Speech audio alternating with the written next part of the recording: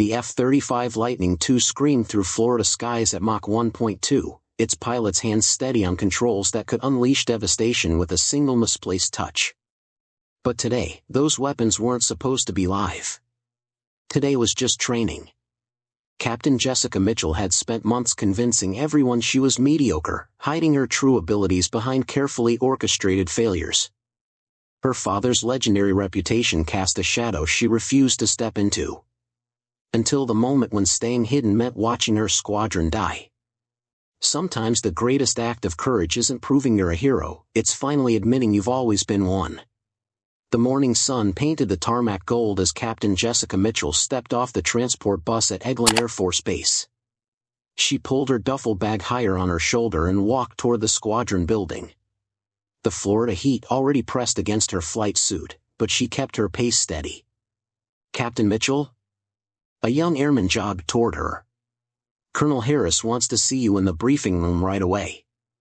Jessica nodded and followed him inside. The air conditioning hit her like a wall. Her boots echoed on polished floors as they walked past photos of aircraft and pilots.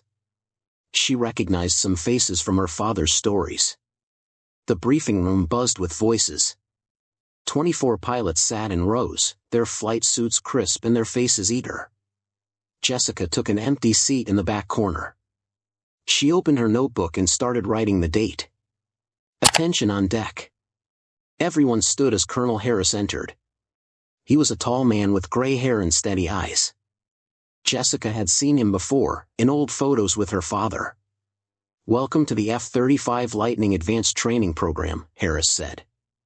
"You're here because you're the best pilots in your respective units. Over the next 12 weeks, we'll push you harder than you've ever been pushed."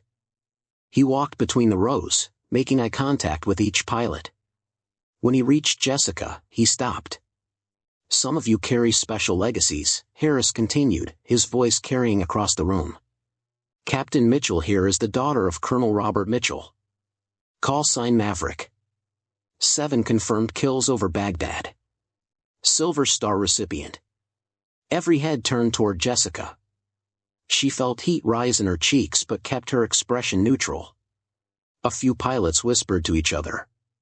"Your father saved my wingman's life on January 17, 1991, Harris said quietly, speaking directly to her. "I was there. I saw him take on 3 enemy fighters to give us time to escape." Jessica met his gaze. "Thank you, sir. I expect you to honor that legacy, Captain." "We all do." The weight of those words settled on her shoulders like a heavy pack. She nodded once. Harris moved on, continuing his briefing about training schedules and safety protocols. Jessica wrote notes, but her mind drifted to conversations she'd had with her father. He never talked about the war unless she asked. Even then, he kept his answers short. After the briefing, pilots clustered in small groups, introducing themselves. Jessica gathered her things slowly, hoping to avoid the crowd. "So you're Maverick's daughter." A tall pilot with captain's bars approached. His name tag read Brooks. "I read about your father's missions in flight school. Guy was a legend." "He did his job," Jessica replied. 7 kills, though. That's not just doing your job. That's being exceptional." Brooks leaned against the wall. "Must be nice having that in your blood." Jessica closed her notebook. "Genetics don't fly aircraft." "Maybe not, but they don't hurt either." Brooks smiled. "Looking forward to seeing what you can do up there." Other pilots gathered around, asking questions about her father's tactics, his aircraft, his mindset during combat. Jessica answered politely but kept her responses brief. She excused herself and walked to the mess hall. The lunch line moved slowly. Jessica picked up a tray and selected a sandwich and coffee. She found a table in the corner and sat alone. The conversations around her blended into background noise. "Mind if I sit?" A female voice interrupted her thoughts. Jessica looked up to see a major with instructor wings. Her name tag read Martinez. "Of course, ma'am." Martinez sat down with her salad. "I flew with your father in the reserves after the war. Good man. Quiet, but solid. Yes, ma'am. He used to say that pressure makes diamonds, but it also breaks glass. The difference is what you're made of inside. Jessica sipped her coffee. He never told me that. He probably didn't want to add to the pressure you already felt. Martinez took a bite of her salad. Being the child of a hero isn't easy. Everyone expects you to be just like them. I'm not him. No, you're not. You're you. Remember that during training. Martinez finished her meal and left. Jessica sat alone again, thinking about her father's words from their last phone call. He told her to fly her own flight, make her own choices. Easy words to say, harder to live by when everyone expected miracles. She walked back to the squadron building for the afternoon briefing. The simulator schedule was posted on the wall. Her name appeared third on the list for tomorrow morning. Other pilots studied the board, discussing tactics and comparing notes from previous training. Jessica found her assigned locker and began organizing her gear. She pulled out a small frame containing a photo of her father in his flight suit, standing beside his F-16. His smile was confident but not cocky. His eyes held the quiet intensity she remembered from childhood. She held the photo for a moment, then placed it back in her bag. Tomorrow would bring her first simulator session. Tomorrow, she would begin the careful process of managing expectations and controlling her own destiny. The sun was setting as she walked to her quarters. Other pilots headed to the officers' club, their voices carrying across the parking lot. Jessica climbed the stairs to her room, inserted her key, and stepped inside. She placed her bag on the bed and looked around the small space. Standard military quarters: bed, desk, chair, closet. Nothing special. Nothing that revealed who she was or what she carried. Jessica opened her bag and pulled out the photo again. She studied her father's face, then placed it face down in the desk drawer. Some legacies were meant to be honored. Others were meant to be survived. The simulator bay hummed with the sound of cooling systems and electronic displays. Jessica climbed into the cockpit of the F-35 simulator, her hands moving automatically to adjust the seat and mirrors. The instrumentation glowed blue-green in the dim light. "Mitchell, you're up against Thompson in a one-on-one engagement," came the voice of Lieutenant Colonel Davis through her headset. "Rules of engagement are posted on your display." Jessica scanned the rules quickly. Standard air-to-air combat exercise.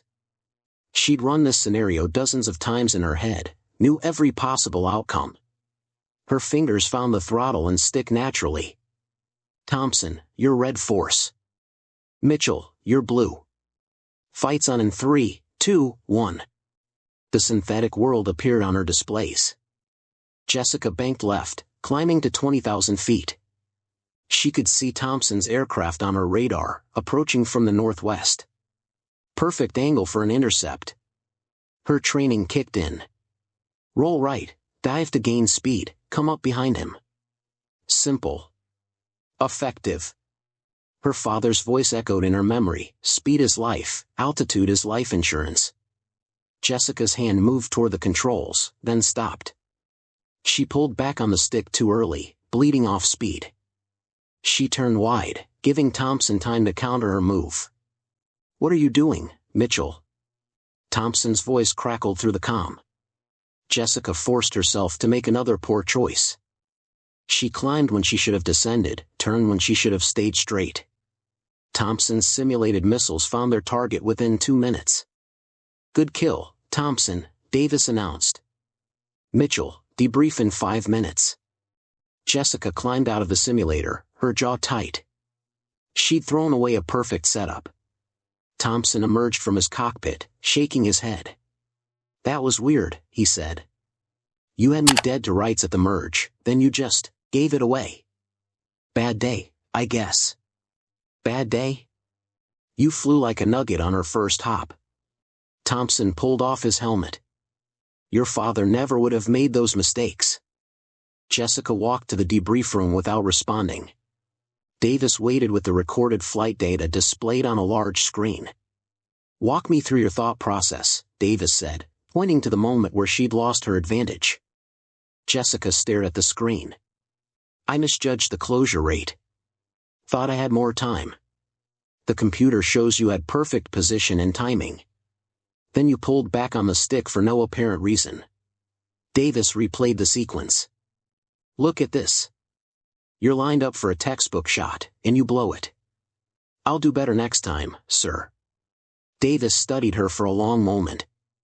Your father was one of the most instinctive pilots I ever knew. He could read an engagement like a book.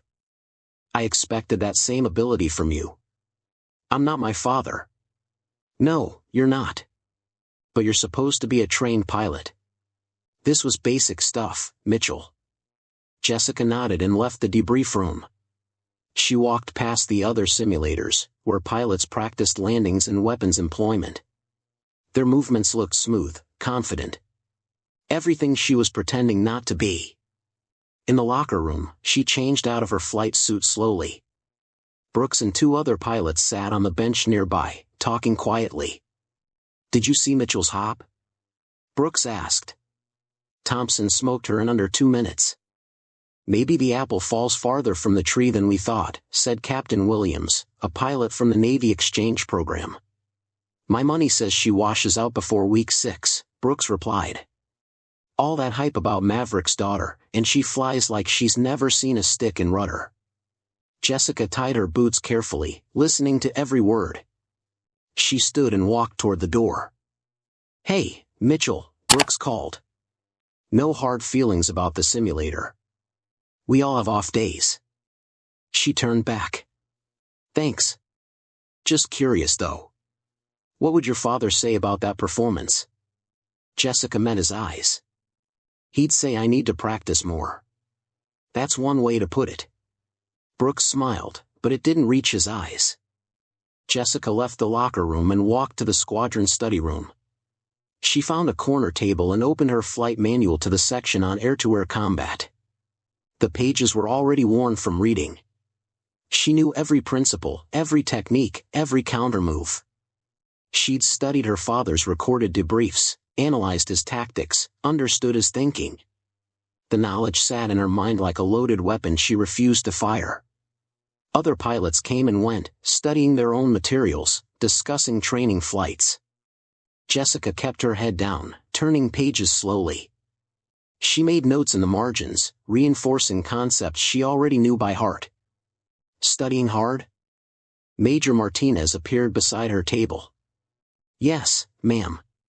Martinez sat down. Mind if I ask what you're working on? Basic fighter maneuvers. Today didn't go well. I heard. Martinez opened her own notebook. Sometimes the hardest part of learning is unlearning bad habits. Jessica looked up. What do you mean? Maybe you're thinking too much. Flying is about instinct, about feeling the aircraft. When you overthink, you lose that connection. I'll keep that in mind. Martinez studied Jessica's face. Your father trusted his instincts. Maybe you should try trusting yours. After Martinez left, Jessica sat alone with her books. She read the same paragraph 3 times, her mind elsewhere. Outside, she could hear aircraft engines spooling up for evening training flights. She closed the manual and gathered her things. Tomorrow would bring another simulator session, another opportunity to fail convincingly. The thought made her stomach turn. Jessica walked to her quarters as the sun set behind the hangar buildings. She passed other pilots heading to dinner, their conversations light and confident. They talked about successful training flights, about improvement, about the future. In her room, Jessica sat at her desk and opened her laptop. She scrolled through her father's old letters, reading his advice about flying and life. His words were simple but profound: be true to yourself, even when it's hard. She closed the laptop and stared at the closed desk drawer. Inside, her father's photo lay face down, waiting. Tomorrow's training schedule was posted on the squadron board. Her name appeared twice. 2 more opportunities to convince everyone she was ordinary. 2 more chances to bury the pilot she really was. The conference room felt smaller than usual with 6 officers sitting around the polished table. Jessica sat across from Colonel Harris, her hands folded in her lap. Her performance review packet lay open in front of him, red marks visible on several pages. "Captain Mitchell, your simulator scores place you in the bottom 5% of this training class," Harris said, his voice steady but disappointed. "In 12 flights, you've achieved only 2 successful engagements." Jessica kept her eyes on the table. "Yes, sir. Your academic scores are excellent. You know the material. But knowing and doing are different things." Harris flipped through the pages. "Your instructors report that you seem hesitant, unsure of yourself in the cockpit." Major Martinez spoke from the end of the table. "We've all seen pilots struggle with the transition to advanced aircraft. But this appears to be something else." "What do you mean, ma'am?" Jessica asked. "Your mistakes aren't random. They're consistent. You make the same tactical errors repeatedly, even after debriefing." Martinez leaned forward. "It's almost like you're choosing to fail." Jessica's pulse quickened. "I'm doing my best, ma'am." "Are you?" Harris closed the folder. "Because your best isn't good enough. Not for this program, not for the F-35, and certainly not for combat." The words hung in the air like a challenge. Jessica wanted to defend herself, to explain, but that would mean revealing everything. "You have 2 weeks to improve," Harris continued. "Significant improvement. If your performance doesn't change, you'll be removed from the program and reassigned." "Understood, sir." "Your father's reputation opened doors for you, Captain. But it won't keep them open. That's on you." Jessica stood when dismissed. She walked through the squadron building, past photos of successful graduates, past the flight board with her name still listed for tomorrow's training. Her footsteps echoed in the empty hallway. Outside, the afternoon heat hit her like a physical force. She walked to the hangar where maintenance crews worked on the F-35s. The aircraft looked powerful even at rest, their angular shapes cutting through the humid air. Her phone buzzed. A text from her father: "Call me when you have time. Want to hear how training is going." Jessica stared at the message. She walked to a quiet corner of the hangar and dialed his number. "Jess, sweetheart. How's Florida treating you?" "It's hot, Dad. Really hot. I remember that heat. Takes some getting used to." His voice carried warmth and pride. "How's the flying going? Are you enjoying the F-35? Jessica watched a crew chief inspect one of the aircraft. "It's challenging." "Good. Challenge makes you better. I remember my first weeks in advanced training. Thought I'd never figure it out." "Really?" "Really. Your mother used to say I came home looking like I'd been through a war. But stick with it. Trust your instincts. You've got good ones." Jessica closed her eyes. "What if my instincts are wrong?" "Then you adjust and try again. That's what separates good pilots from great ones. Great ones learn from their mistakes and keep pushing forward." "Dad, what if I'm not cut out for this?" The line went quiet for a moment. "Jess, you've wanted to fly since you were 5 years old. I've watched you study, train, and prepare for this your whole life. You are cut out for this. But what if I disappoint you?" "Impossible. You could never disappoint me. Win or lose, succeed or fail, you're my daughter and I'm proud of you." Jessica felt tears threatening. "I have to go, Dad. Training starts early tomorrow." "Okay. But remember what I always told you. Fly your own flight. Make your own choices. The sky doesn't care about your last name." After hanging up, Jessica sat on a maintenance crate and watched the sun set behind the aircraft. Her father's words echoed in her mind, but they only made the weight heavier. She walked back to her quarters as the base grew quiet. In the hallway, she passed Brooks and Williams heading to the officers' club. "Hey, Mitchell," Brooks called. "Want to grab a drink? Might help you relax before tomorrow's flight." "Thanks, but I need to study." "Study won't help if you can't fly," Williams said. "Maybe you should consider a different career path." Jessica kept walking. Inside her room, she sat at her desk and opened her laptop. She pulled up videos of F-35 combat maneuvers, studying the techniques she already knew by heart. Her phone rang. Her father again. "Jess, I forgot to mention. Colonel Harris called me yesterday. He's concerned about your performance." Jessica's stomach dropped. "What did he say?" "He said you're struggling. That you seem to have the knowledge but can't apply it. I told him you just need time to find your rhythm. Dad, I also told him about your grandfather. Did you know he washed out of pilot training twice before making it through?" "No, you never told me that." "He was afraid to fail, so he held back. Finally realized that holding back was just another way of failing. Sometimes you have to trust yourself completely, even when it's scary." After her father hung up, Jessica stared at her reflection in the dark window. She opened her desk drawer and pulled out his photo. His confident smile looked back at her. She thought about tomorrow's training flight, about the choice she'd made to hide her abilities, about the price of that choice. 2 weeks to improve or lose everything. Jessica placed the photo on her desk, facing forward. She studied her father's eyes, looking for answers that weren't there. Tomorrow would bring another simulator session, another opportunity to prove herself or continue the deception. The weight of that choice pressed down on her as she prepared for bed. Outside, night fell over Eglin Air Force Base. Inside, Jessica lay awake, staring at the ceiling and listening to the distant sound of aircraft engines. The sound of her future, whatever that might be. The briefing room buzzed with routine chatter as pilots settled into their seats. Jessica sat in her usual spot, notebook open, pen ready.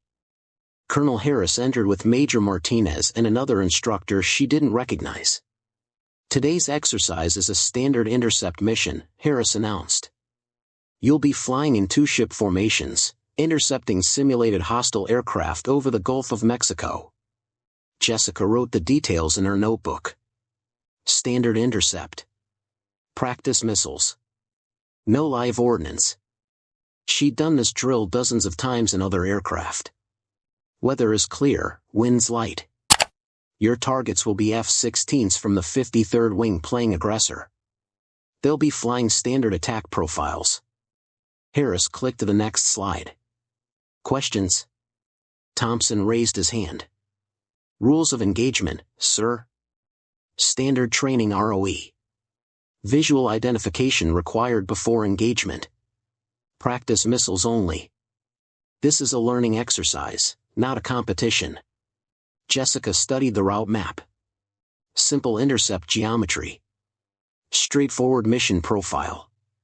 She could fly this with her eyes closed. Take off in 30 minutes. Flight leads, get your briefings done. Everyone else, pre-flight your aircraft. The room emptied as pilots headed to the flight line. Jessica gathered her gear and walked to her assigned F-35. The crew chief, Staff Sergeant Rodriguez, stood beside the aircraft with his maintenance forms. "Morning, Captain." "She's ready to go. Fuel, weapons, systems all check good." Jessica climbed the ladder and settled into the cockpit. The familiar smell of electronics and jet fuel filled her nostrils. She began her pre-flight checks, moving through the procedures automatically. Tower, Viper flight, taxi for departure. Jessica listened to the radio chatter as other flights prepared for takeoff.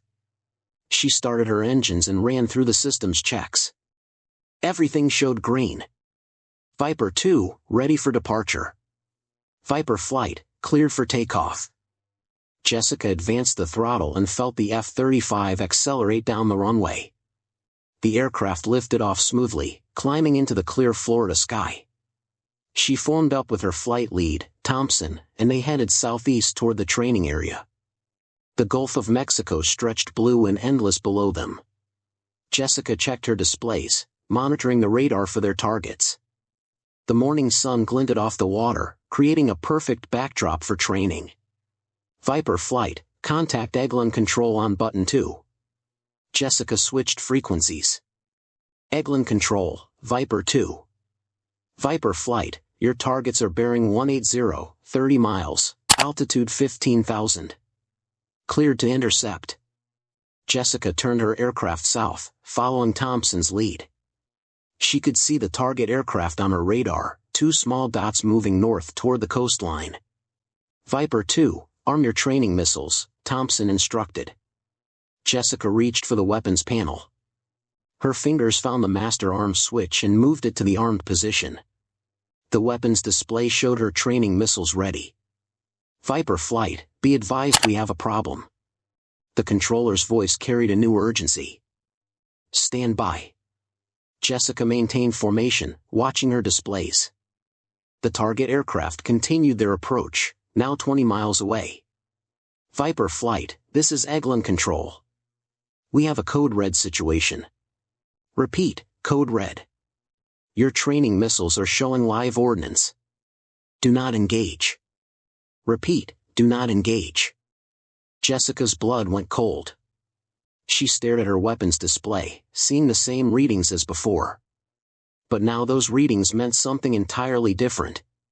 Control, Viper 1. Say again your last transmission. Viper Flight, your aircraft are carrying live missiles. This is not a drill. Live ordnance is active. Do not engage targets.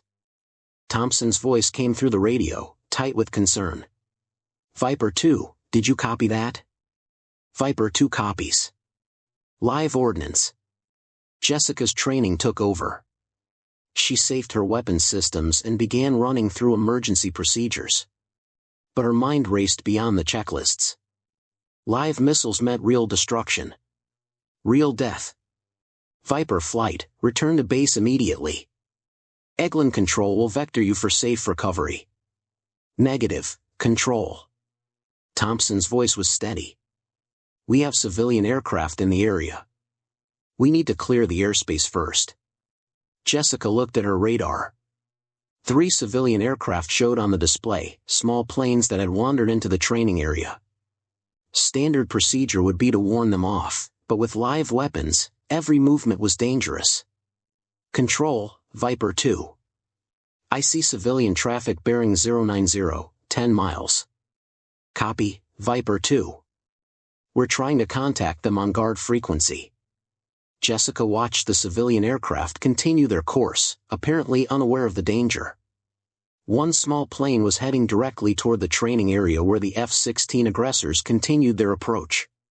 Viper Flight, this is Control. The civilian aircraft are not responding to radio calls. You need to visually signal them to clear the area. Jessica's hands tightened on the controls. Visual signals meant close flying, precise maneuvering. With live weapons, the margin for error disappeared completely. Viper 2, follow my lead. We'll intercept the civilian traffic and signal them to leave the area. Jessica acknowledged and followed Thompson into a descent. The civilian aircraft grew larger on her display, a small Cessna flying straight and level, its pilot probably enjoying the morning flight. Viper Flight, be extremely careful. Remember, your weapons are live. Any accidental activation could be catastrophic. Jessica checked her weapons panel again. Everything showed safe, but the knowledge of what those missiles could do made her movements deliberate and careful. The radio crackled with multiple voices. Ground control coordinating emergency response. Other aircraft being diverted. The routine training mission had become a life and death situation. Viper 2, take the lead on the civilian aircraft. I'll coordinate with Control. Jessica's breath caught. Thompson was asking her to take tactical command of the most dangerous part of the mission. The same pilot who had criticized her flying was now trusting her with lives. Viper 2, negative. I'll follow your lead. Viper 2, I need you to take this one. You're better positioned. Jessica looked at her displays. Thompson was right. She had the better angle, the clearer approach. But taking the lead meant revealing her true flying ability. Viper Flight, time is critical. Make your decision now. Jessica stared at the civilian aircraft ahead, thinking of the innocent pilot inside. She thought of her father's words about trusting her instincts. She thought of the choice between hiding and acting. Control, Viper 2. I'm taking tactical lead. Jessica's voice came through the radio clear and authoritative. Control, Viper 2 as tactical lead. All aircraft, follow my commands exactly. She banked left, adjusting her approach angle to the civilian Cessna. Her movements were smooth, precise, nothing like the hesitant flying she'd shown in training. The F-35 responded to her touch like an extension of her body. Viper 2, what are your intentions? Thompson asked. I'm going to position off the Cessna's left wing. Close enough to get the pilot's attention, far enough to avoid any sudden moves. Viper 1, hold high cover and monitor the aggressor aircraft. Jessica rolled into a gentle turn, bleeding off speed to match the slower civilian aircraft. She watched her distance carefully, counting off the yards as she approached. 50 feet. 40 feet. 30 feet. The Cessna pilot suddenly looked left and saw the F-35 beside him. His aircraft wobbled as he was startled by the fighter's presence. Easy, easy, Jessica murmured, adjusting her position to give him space. She hand-signaled the pilot to change course, pointing north toward the coast. The civilian pilot nodded and began a slow turn away from the training area. Control, Viper 2. First civilian aircraft is turning away from the training area. Moving to intercept second aircraft. Copy, Viper 2. Good work. Second aircraft is bearing 070, 8 miles. Jessica accelerated toward the next target, a small twin-engine aircraft flying straight toward the area where the F-16 aggressors were approaching. She checked her fuel and weapons status, then planned her intercept. Viper 1, I need you to shadow the aggressors at a distance. Keep them in sight but don't get close. They might not know about the live weapons. Copy, Viper 2. How do you want to handle the twin engine?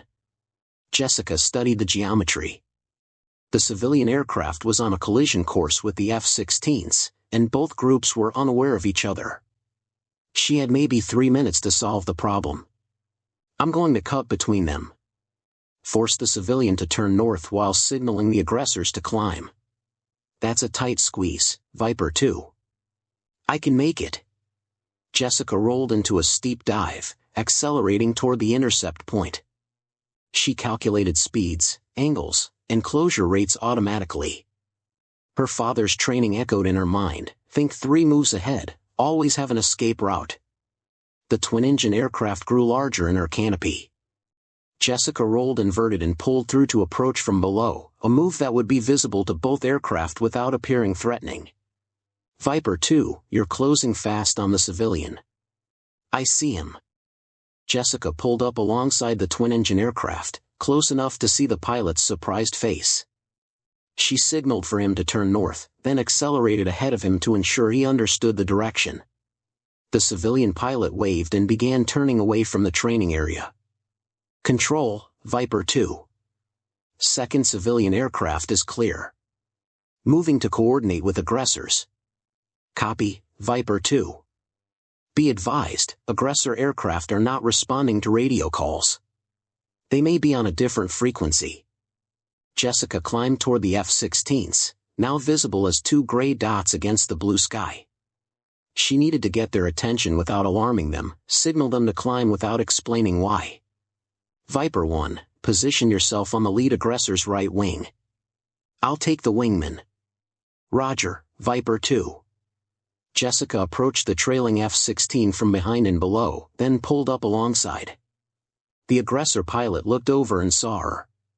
Jessica pointed upward, signaling for a climb. The F-16 pilot looked confused but began climbing. Jessica stayed with him, continuing to signal until both aggressors were well above the civilian traffic. Control, Viper 2. All aircraft are separated. Civilian traffic is clear of the area. Aggressor aircraft are climbing to safe altitude. Outstanding work, Viper 2. Begin your return to base. We have emergency vehicles standing by. Jessica banked toward Eglin, her adrenaline still flowing from the crisis. Thompson formed up on her wing, and they began the flight home. Viper 2, where the hell did that come from? Thompson's voice carried amazement and respect. What do you mean? That flying. Those decisions. You handled that situation like a 20-year veteran. Jessica checked her fuel and navigation. I just did what needed to be done. No, you did more than that. You took command of a crisis and solved it. That intercept of the twin engine was textbook perfect. Thanks. I mean it. I've never seen flying like that from you. Hell, I've rarely seen flying like that from anyone. Jessica listened to the radio chatter as they approached the base. Emergency vehicles were indeed standing by, and the entire base was buzzing with activity. Viper flight, contact Eglin Tower for landing instructions. Tower, Viper 1 requesting straight-in approach. We have a code red situation with live ordnance. Viper 1, you're cleared for straight-in approach runway 12. Emergency vehicles are in position. Crash crews are standing by. Jessica followed Thompson through the approach, her flying smooth and confident.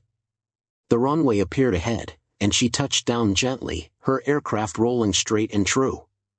Viper 2, nice landing, Thompson said. Considering what we just went through. They taxied to the de-arming area where weapons specialists waited to safe their missiles. Jessica shut down her engines and climbed out of the cockpit. Her legs felt unsteady as the adrenaline wore off. Staff Sergeant Rodriguez met her at the bottom of the ladder.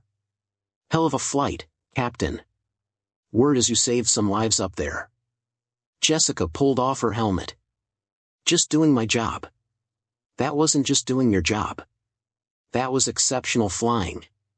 Colonel Harris approached with several other officers. His expression was serious but not angry. Captain Mitchell, I need to debrief you immediately. That was outstanding airmanship under pressure. Thank you, sir. I'm serious. You took tactical command of a crisis situation and handled it flawlessly. Where did that come from? Jessica looked at the F-35 behind her, then at the faces of her fellow pilots who had gathered around. Thompson stood nearby, shaking his head in amazement. I don't know, sir. It just felt right. It looked right. You flew like your father today. Jessica met his eyes. I flew like myself. Harris studied her for a moment. Yes, you did. And that's exactly what we needed. The weapons specialists finished safing the missiles and gave the all-clear signal. Jessica walked toward the squadron building, surrounded by pilots asking questions about the flight. Brooks appeared beside her. Mitchell, I owe you an apology. I had you completely wrong. No harm done. There's definitely harm done. To my ego. Brooks smiled. That was some of the best flying I've ever seen. You made split-second decisions under pressure and executed them perfectly.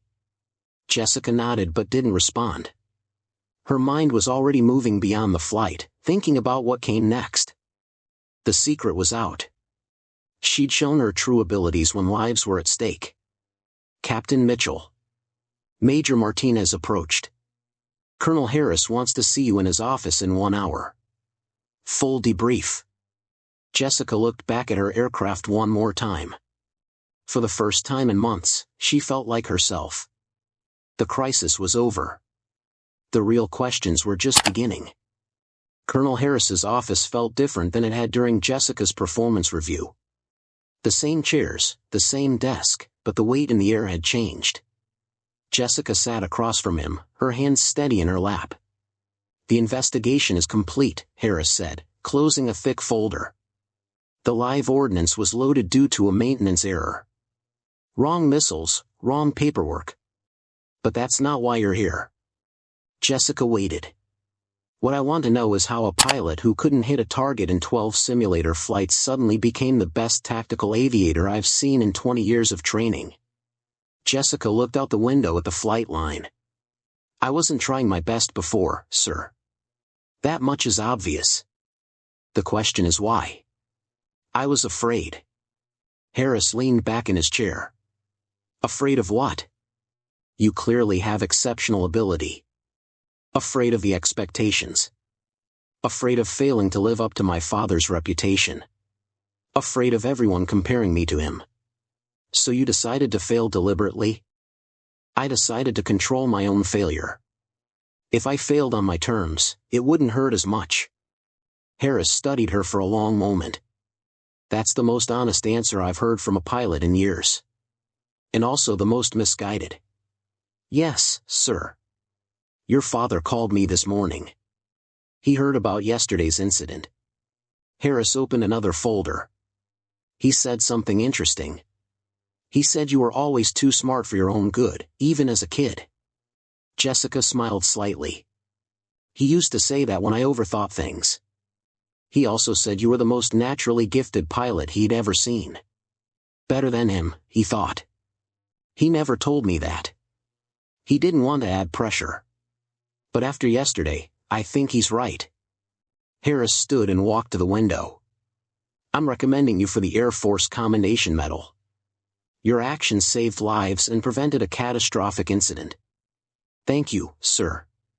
I'm also moving you to the top of the class rankings. Your performance yesterday proves you belong there. Jessica felt a mixture of pride and shame. Sir, I don't deserve recognition for finally doing what I should have been doing all along. Maybe not. But you deserve recognition for making the right choice when it mattered most. Harris returned to his desk. The question now is what happens next. Do you continue hiding your abilities, or do you become the pilot you're capable of being? I want to be the pilot I'm capable of being. Good. Because I'm putting you in charge of training the next class of pilots. You'll be an instructor. Jessica's eyes widened. Sir, I'm not qualified to. You're qualified. You understand what it's like to struggle, to doubt yourself. You also understand what it takes to overcome those doubts. That makes you exactly the kind of instructor we need. After the meeting, Jessica walked to the squadron building. Other pilots looked at her differently now. Some nodded with respect. Others smiled. The whispers had changed from criticism to admiration. She found a quiet corner and called her father. Jess, I heard about yesterday. Are you okay? I'm fine, Dad. Better than fine, actually. Colonel Harris told me what happened. He said you flew like a natural leader. Jessica took a deep breath. Dad, I need to tell you something. I haven't been trying my best in training. I've been holding back. The line went quiet for a moment. Why? Because I was afraid of failing you. Afraid of not living up to what everyone expected from Maverick's daughter. Oh, sweetheart. I was afraid of the pressure, so I chose to fail myself instead. Yesterday I learned that honoring your legacy means being true to who I am, not hiding from it. You never could have failed me, Jess. Not by succeeding, not by failing, not by anything. I'm proud of you for finding your way. I should have trusted myself from the beginning. Maybe. But sometimes we need to get lost before we can find our way home. That evening, Jessica returned to her quarters and opened her desk drawer. She pulled out her father's photo and placed it on her desk where she could see it. His confident smile no longer felt like a burden. She opened her laptop and began preparing for tomorrow's training flight. Her first as the pilot she was meant to be. A knock at her door interrupted her thoughts. Thompson stood in the hallway. Got a minute? Sure. He entered and sat in the chair across from her desk. I wanted to apologize. I misjudged you completely. You judged what I showed you. That's on me. Still, I should have looked deeper. Should have trusted that there was more to you than what I saw on the simulators. Jessica closed her laptop. We all make assumptions. The important thing is what we do when we realize we're wrong. Fair enough. Thompson stood to leave, then paused. For what it's worth, I'm glad you're going to be an instructor. Those new pilots are lucky to have you. After he left, Jessica sat alone with her thoughts. She looked at her father's photo, then at her flight suit hanging on the closet door. Tomorrow would bring new challenges, new opportunities to prove herself. But tonight, for the first time in months, she felt like herself. She opened her flight manual and began studying, not because she had to, but because she wanted to. The knowledge felt different now. Instead of facts to memorize, they were tools to master. Outside her window, the base grew quiet as evening settled over the flight line. Jessica could see the F-35s parked in their spots, waiting for tomorrow's training flights. She thought about the new pilots who would arrive next month, young aviators carrying their own fears and expectations. She would help them find their way, just as she had found hers. Jessica pulled out a fresh notebook and began writing lesson plans. She wrote about confidence and doubt, about pressure and performance, about the courage to be yourself when everyone expects you to be someone else. The lessons her father had taught her. The lessons she had learned the hard way. The lessons she would pass on to the next generation of pilots who would carry their own legacies into the sky. She wrote until late into the night, planning a future where being Maverick's daughter meant being the best version of herself, not a copy of someone else. When she finally went to bed, Jessica Mitchell slept peacefully for the first time since arriving at Eglin Air Force Base. Tomorrow, she would fly as herself. And that would be enough. Jessica's journey reminds us that sometimes our greatest strength comes from accepting who we truly are, not who others expect us to be. Have you ever faced a moment when you had to choose between hiding your abilities or stepping into your potential? I'd love to hear your thoughts in the comments below. If you enjoyed this story, please give it a like and subscribe for more inspiring tales of courage and character. Your support means the world to me.